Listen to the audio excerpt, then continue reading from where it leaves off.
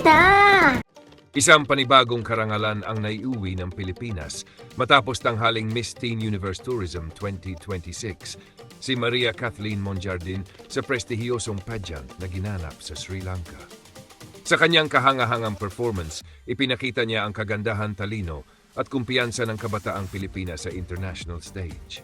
Mula sa simula ng kompetisyon hanggang sa Coronation Night, naging kapansin-pansin ang kanyang husay at dedikasyon na nagbunga ng inaasam na corona.